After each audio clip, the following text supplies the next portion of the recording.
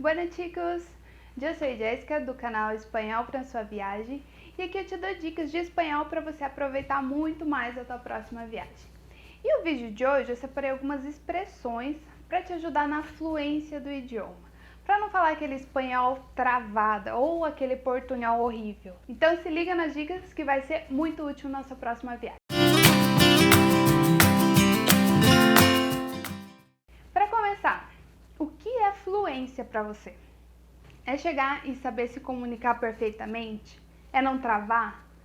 É conseguir ter uma comunicação com o nativo? É conhecer o vocabulário a fundo do idioma? O que para você é fluência?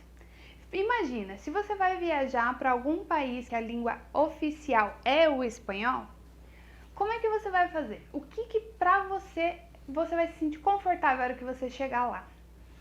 No meu ponto de vista, o principal numa viagem é ter uma boa comunicação oral.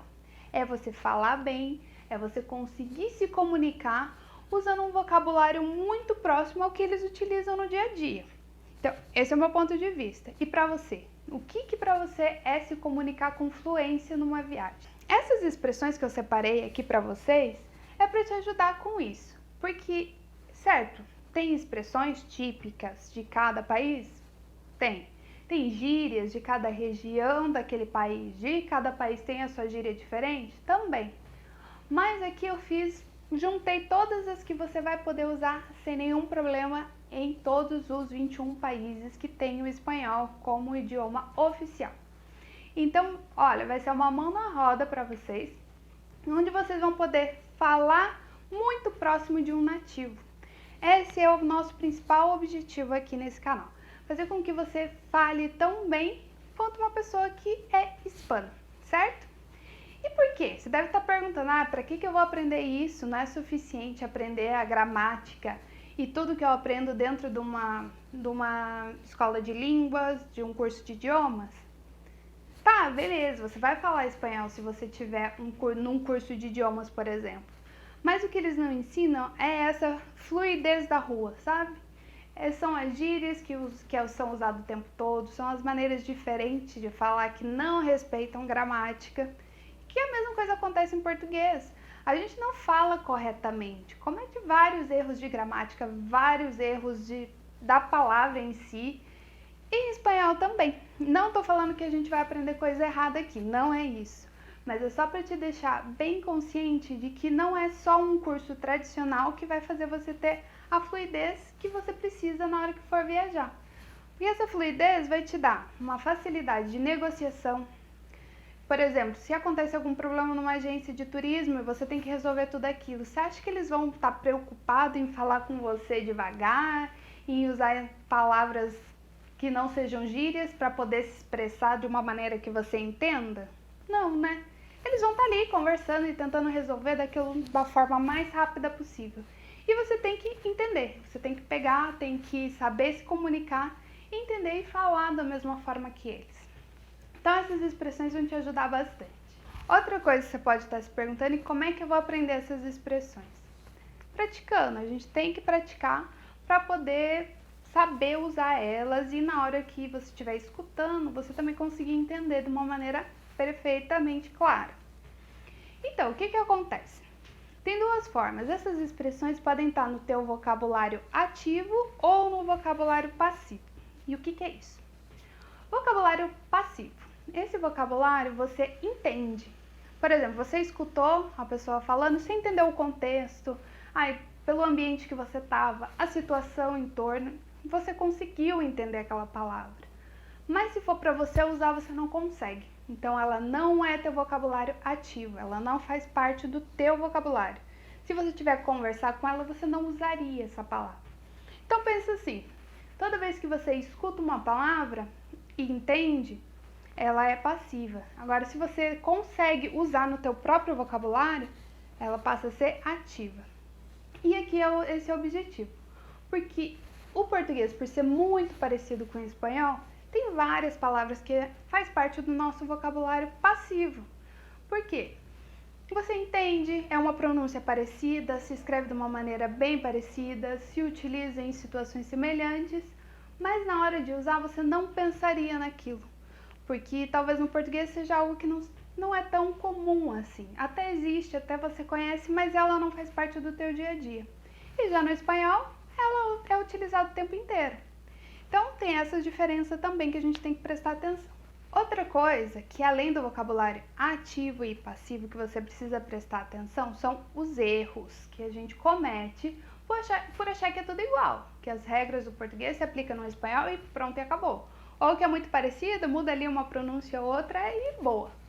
Mas não. Eu vou te dar 2 exemplos que, olha, acontece direto. Eu já vi muito brasileiro passando por essa situação. O primeiro é o famoso también no. Não existe no espanhol. Existe o también, que é o nosso também, mas não existe o também não. Entende? Então, o brasileiro sempre comete esse erro. Como que ficaria em espanhol? A seguinte frase, por exemplo. Eu também não gostei disso. A mim tampouco me gustou.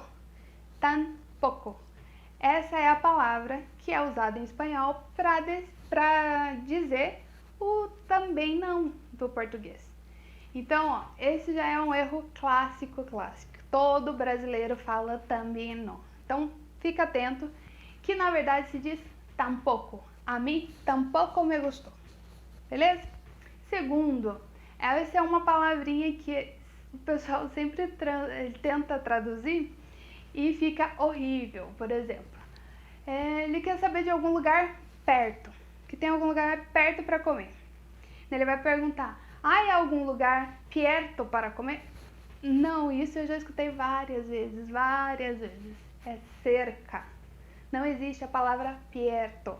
Porque brasileiro acho que tira ali, põe o i, o e e pronto, virou espanhol, né? Algumas palavras funcionam, mas tem algumas que tem que tomar bastante cuidado. Então, toda vez que você for perguntar se tem algum lugar perto, usa a palavra cerca. Essa é mais uma das razões que a gente tem que saber utilizar essas palavras e expressões para não cometer erros ou então não conseguir se expressar para a pessoa que você está conversando. E talvez você está aí se perguntando: será que eu preciso aprender tudo isso? Será que eu preciso estudar espanhol? É tão parecido. Será que eles chegam lá e eles não vão me entender? Pois é. Pode ser que sim, pode ser que não. Mas a única coisa que eu tenho certeza é que eles vão olhar pra tua cara assim, tipo, o que tá acontecendo? O que ele tá tentando me dizer? Então, não tem por que você passar vergonha se o idioma é tão parecido e você pode estudar e aprender, ter fluência de uma maneira muito rápida, comparando com os outros, por exemplo, inglês, alemão e todos os outros, certo? É muito parecido, aproveita isso, faz isso ser algo a teu favor. Não ficar tentando tapar o sol com a peneira e ficar usando palavras que nem sequer existem. Então essa é a minha dica para vocês. Aproveita a oportunidade, tem um idioma muito parecido com o seu, estuda, aprende uma segunda língua ou uma terceira. E agora vamos começar a falar dessas palavras e expressões que vão fazer milagre no teu espanhol. Primeiro, a palavra passar. Eu acho que se tirar essa palavra do idioma espanhol, eles não conseguem nem mais falar.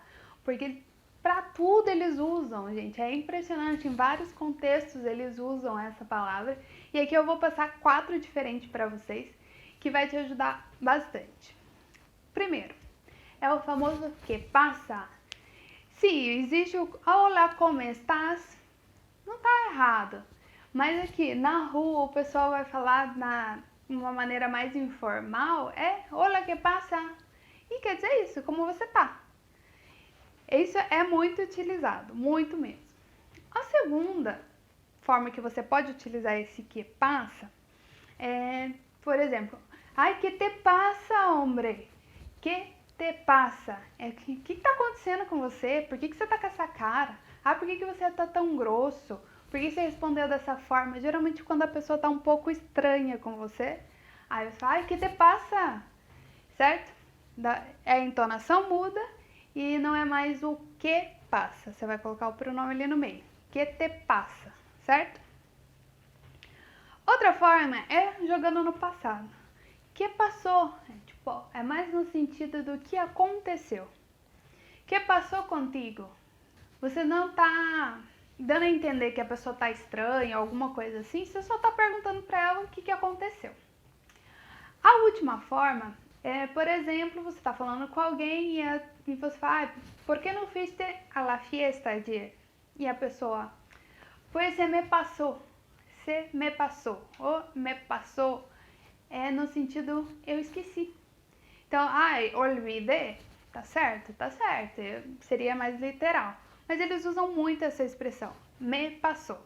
Usando essas palavras mostra mais o teu conhecimento no idioma. Então, a maioria das vezes eles vão optar por usar uma dessas 4 palavras. E agora, vamos falar que a pessoa, ela tá muito chata. Você pode dizer, que aburrido está. Beleza, aburrido é uma palavra que eles usam bastante. E uma outra forma que eles também utilizam, e que, sinceramente, eu escuto bem mais do que aburrido, é que pesado estás. Pesado de pesado mesmo. Que chato você tá. Que pesado estás. Beleza? Às vezes eles falam, quando você não tá reclamando com tanta ênfase, eles até colocam no diminutivo. Que pesadito estás, hein? No sentido, que chatinho que você tá. Certo? Eles também utilizam assim. Agora, eu queria mostrar para vocês algumas expressões para mostrar reação. Quando você está conversando com uma pessoa, a pior coisa é que ela te conta alguma coisa e você fica com aquela cara assim. Não sabe o que dizer, não sabe como expressar, não sabe como dar continuidade para aquele papo. Então aqui a gente vai ver algumas, certo?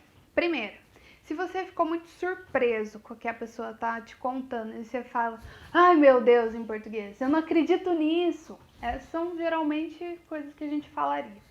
Em espanhol você poderia dizer, no me lo creo, no puedo creer. Eles utilizam bastante e assim como nós, eles são bem exagerados na hora de se expressar.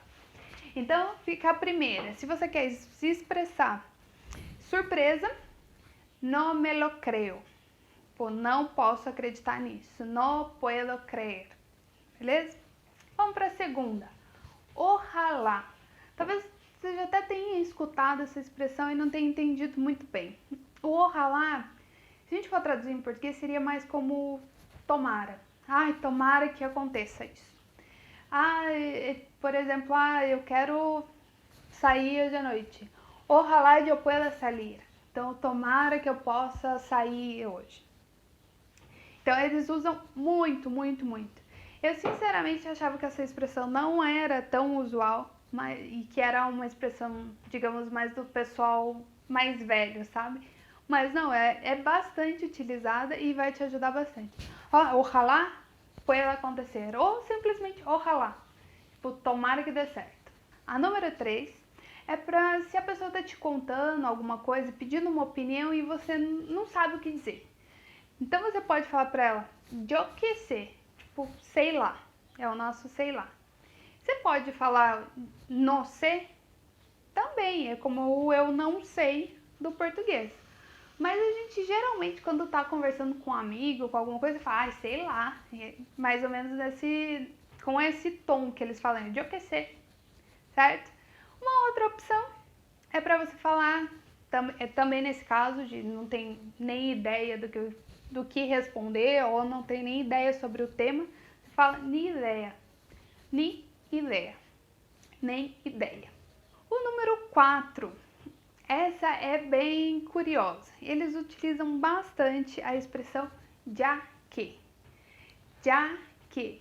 Em que contexto? Por exemplo, você está conversando com a pessoa e tal, e você diz assim, hay que regressar a casa. A pessoa te falou. Você, já que tem, então vamos. É mais ou menos nesse sentido que eles falam. Já que, se tem que fazer e pronto. A número 5 é quando você está de total desacordo. Você não concorda com o que a pessoa está falando. Por exemplo, ela fala, pues mira esta chica, se parece mucho con María. E tu contesta, pues cero que ver. Zero que ver, é como zero, se a gente for traduzir, zero que ver, é o nosso nada a ver. Zero que ver. A próxima é no sentido de, para você tanto faz. Pode ser, dependendo do jeito que você fala, pode ser um pouco pejorativo. Então toma cuidado com a entonação que você vai usar. E a expressão é a mim me dá igual. A mim me dá igual. Por exemplo, você vai perguntar se a pessoa quer tomar uma cerveja ou quer vinho. Tu prefieres cerveja ou vinho? Pois a mim me dá igual. Tanto faz. O que você tiver aí tá bom. A mim me dá igual. Agora, se for no meio de uma discussão, por exemplo, briga de casal, tá os dois discutindo e tal, e chega num ponto que a pessoa vira pra você e fala: "Pois a mim me dá igual lo que hagas". É do tipo, tanto faz, você pra mim não importa, certo? Já é bem mais pesado nesse contexto de discussão, mas se você estiver falando de opções, você pode usar tranquilamente. Agora vamos para a última expressão, que é pues, que te digo?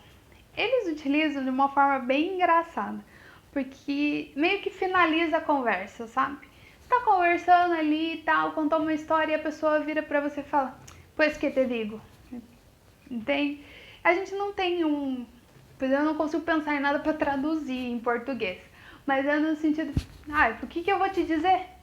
Só que não é pejorativo, entende? Não é nesse sentido negativo que a gente fala, o que eu vou te falar sobre isso? Eles falam normalmente, pois que te digo? No sentido, não tenho nada mais a acrescentar nisso. E pra mim aconteceu uma situação bem engraçada, a primeira vez que eu escutei isso, foi no meio da rua, que eu tava pedindo uma informação e daí engatou numa conversa com uma senhora lá, na frente do banco, e ela, no meio da conversa, tava, pois que te digo, Aninha. Dessa forma, eu fiquei com aquela cara de tacho, tentando pensar o que eu falo pra você agora, né? O que eu deveria responder depois desse que te digo, Aninha. Então, eles vão usar bastante e realmente não tem o que você responder depois. Deixa por aí a conversa, pois que te digo. Agora vamos para a última parte do vídeo, que eu queria falar para vocês sobre alguns sons que também trazem mais fluência. Até agora a gente viu expressões, palavras que vão te ajudar muito na comunicação com nativos. Mas agora eu queria falar com vocês de algo bem característico, que são os sons de cada idioma. Por exemplo, para vocês entenderem melhor, vamos começar com o português. Quando você está conversando com alguém em português e aquela pessoa precisa daquele tempinho para pensar, então ela fica, eu acho melhor a gente ir no cinema hoje. Eu não sei. Sabe esse que a gente fala o tempo inteiro para dar um tempo do cérebro processar? Além das palavras que eu passei para vocês aqui, para dar mais fluência, tem alguns sons que mudam de idioma para idioma.